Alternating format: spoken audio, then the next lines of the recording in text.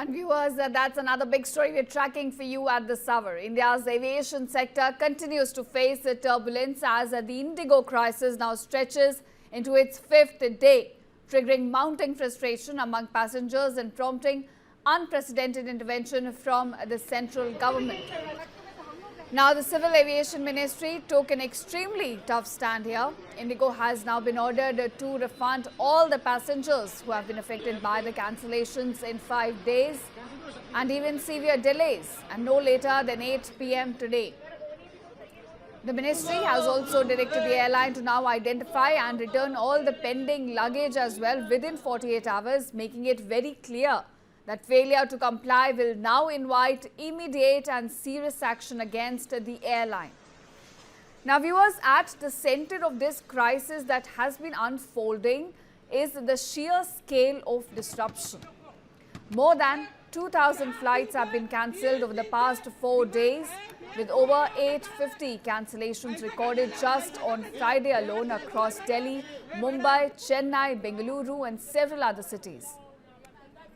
On an average, nearly 500 flights are being delayed every day, creating scenes of chaos at airports and leaving thousands of passengers stranded. IndiGo, however, claims that recovery is underway. The airline now says it has restored 95% connectivity, operating flights to about 135 of its 138 destinations, and also now expects to handle more than 1,500 flights by the end of the day. IndiGo here maintains that cancellations are gradually improving and that a roster reset was needed to stabilize operations across India, but the Aviation Ministry is far from convinced given the scale of the crisis we have been seeing so far and also the empty promises that have been coming from the airline. Now, viewers, according to our sources, the Ministry of Civil Aviation officials told IndiGo that it has failed to follow crew duty regulations and it has not communicated adequately with passengers, and at this point it must pull up its socks or face stricter consequences. In fact, the government has also reminded IndiGo that it has the legal powers to seek the removal of the airline CEO Pieter Elbers, who is now reportedly under review. Meanwhile, in a move which is aimed at protecting passengers from skyrocketing prices, the government has also capped airfares nationwide. Remember, as soon as the crisis started unfolding, other airlines also increased their fares. So, in the light of those concerns, government has now capped airfares nationwide. A journey of up to 500 kilometers will now cost a maximum of rupees 7,500. From 500 to 1,000 kilometers, the airfare has been capped at rupees 12,000, and from about 1,000 to 1,500 kilometers, the airfare would stand at somewhere 15,000, and anywhere above 1,500 kilometers, the airfare would be rupees 18,000. Remember, this is way less than what the prices had come to. We were witnessing prices somewhere around 90,000 as well on these routes. Now, the caps exclude a business class but apply uniformly across airlines. And as IndiGo continues to struggle, other carriers are also stepping in at this moment. SpiceJet here has announced 22 additional flights covering key routes including Delhi, Mumbai, Bengaluru, Kolkata, Jaipur, Patna as well as Adampur. In fact, the fallout here has also triggered political and regulatory heat. The Indian Aviation Council has now demanded a CBI inquiry into both IndiGo and DGCA, alleging mismanagement and also a hidden agenda. Sources say that Prime Minister's office has been briefed and with discussions underway on imposing heavy penalties on the airline. In fact, experts have warned that despite a partial recovery, the crisis at this point is far from over. They point out that IndiGo should have issued revised daily schedules to passengers and coordinated with other airlines as well to minimize the impact. But instead, travellers are left running from pillar to post, losing money on connecting flights and waiting endlessly for refunds, for any clarity or for any information, as well as for their own baggage.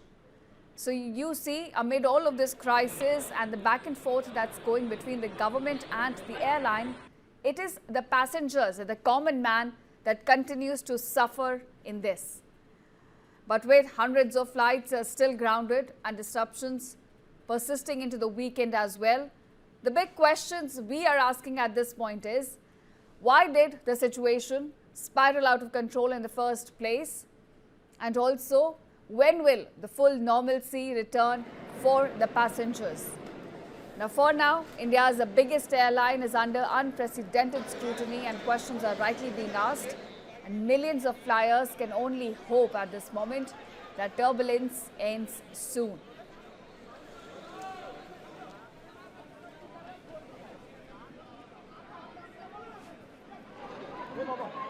दादा भाई इधर यहाँ जो Indigo की जो मशीनें हैं उसे सड़क पर एक महिला पैसेंजर जो है वो तोड़ रही हैं। इंडिगो की जो मशीन है उसे यहाँ पर तोड़ा जा रहा है और इंडिगो की मशीन को यहाँ पर तोड़ने की कोशिश की जा रही है। फ्लाइट थी ये हमारा, चलो ठीक है कैंसिल हो गया, हमें पूरा दिन बिता दिया, रात के 3 बजे निकले और अब ये लोग हमारे लगेज नहीं दे रहे। चेक इन कर लिया लगेज, अब लगेज देने के लिए रेडी नहीं है ये लोग। आपका दिल्ली का हो जाए, आपका नाम बताइए, क्या नाम है? मेरा नाम आफरा शाह है। मुझे यहाँ से ग्वालियर से दिल्ली का मेरा टिकट था। उन्होंने बोला उसके बाद कि आपका ग्वालियर से दिल्ली कैंसिल हो चुका है, हाँ पर डायरेक्ट फ्लाइट देते हैं तो रिफंड करते हैं। मैंने रिफंड दिया था मुझे। उसके बाद उन्होंने मुझे डायरेक्ट टिकट दिया, हम वहाँ पे बैठे। आराम से शांत हो जाइए। Ticket Mumbai to Gwalior cancel उन्होंने किया, ना मुझे लगा कि आपने कैंसिल करवाया। उसके बाद डायरेक्ट दिल्ली फ्लाइट दिया मुझे और मेरे बेटे का। उसने ना खाना प्रोवाइड किया ना पानी प्रोवाइड किया। हम 17.5 घंटे एयरपोर्ट पे थे। 6 बजे से लेके हम रात के 3 बजे तक एयरपोर्ट पे थे। उसके बाद मैं अपने घर चली गई।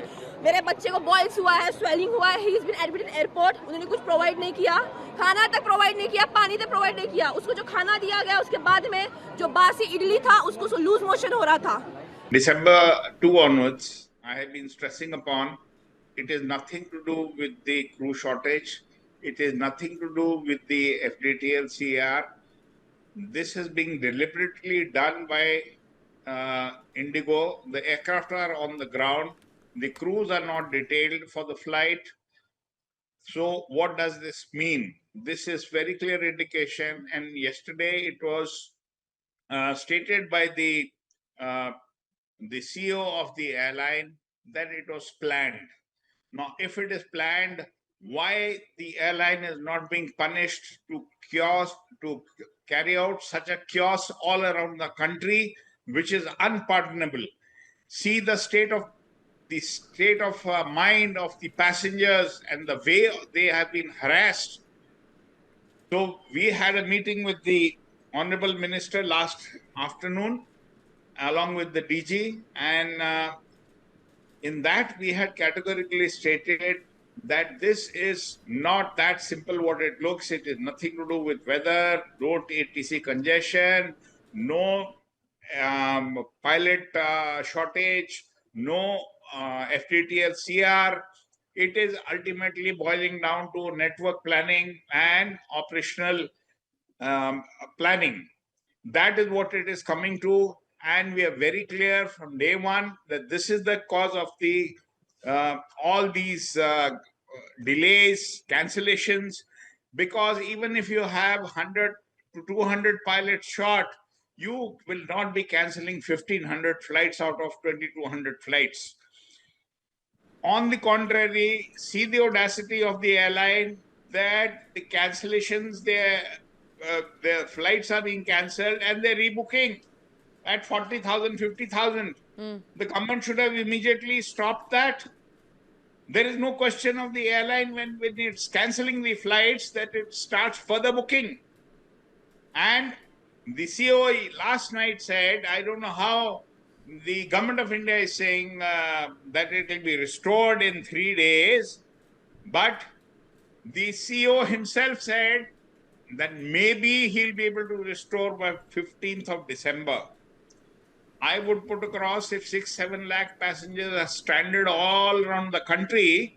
I don't think so. They'll be able to sustain even by the end of the month. Before that, I think the winter operations will hit. Adding to what my senior Captain Randhawa has just said, I totally agree with what he's just mentioned. The way this airline has, I can say, take the liberty to use the word misbehaved with the sentiments of the public.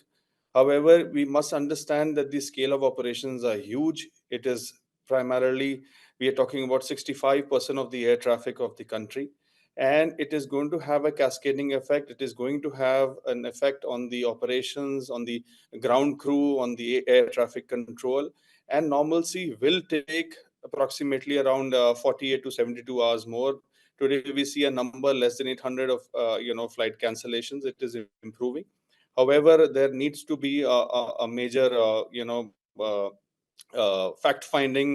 We have to go to the core of the issue, and Director General Civil Aviation has formed a committee of headed by the Joint Director General, which is also a positive aspect to this regard. This is the biggest man-made fiasco in the aviation history, not just in India, internationally also. And this is not due to some natural disaster or some cyber attack or IT issue. It's mainly due to utter negligence. Now, some people are saying the IndiGo Airlines has failed. I simply disagree. It hasn't. It has actually flexed. It has flexed its muscles. It has shown that who's in charge of aviation in India. It has shown that the new FDTL rules, simply which are meant to cut fatigue and improve safety, were not for them. It showed again that in India, if you have power and money, you don't have to negotiate, you can actually dictate. It showed that when a player controls over 60% of the aviation market share, you can trigger a nationwide chaos to influence regulations in their own favor. Almost all the pilot associations are shouting on top of their voice to immediately apply and give no compensation in terms of FDTL rules and take a strong legal actions. Now, the very strong questions I want to ask. Number one, please give me one reason why with 2-year lead time, India's most profitable airlines with a net profit of more than 7,258 crores in financial year 25 cannot comply with the FDTL rules. Number two, how come other major domestic airlines have adjusted to the rules and they are maintaining their buffer crew strength? Number three, despite of the most horrifying Air India 171 crash this year, you are still being granted exemption from the FDTL rule. Why is DGCA and the Aviation Ministry doing it? Number four, and which is very important, why are passengers being compensated only by the amount which they're spending on their tickets? What about the agony they are going through? What about the hotel bills they are spending there? What about the food? Why not they are being compensated with much more amount, and as a punishment, the IndiGo is paying for it? Number five, did DGCA or Aviation Ministry not know that IndiGo has applied a hiring freeze since years and only began recruiting new pilots now when the exemptions have been given? And now on top of that, did the DGCA not know that the Indian Airlines in time of disaster will shamelessly hike their fares up to 40 times, preying on the misfortune of these passengers? Haven't they done it before? Haven't they done it at the time of Operation Sindoor and in cases of lot of festivals?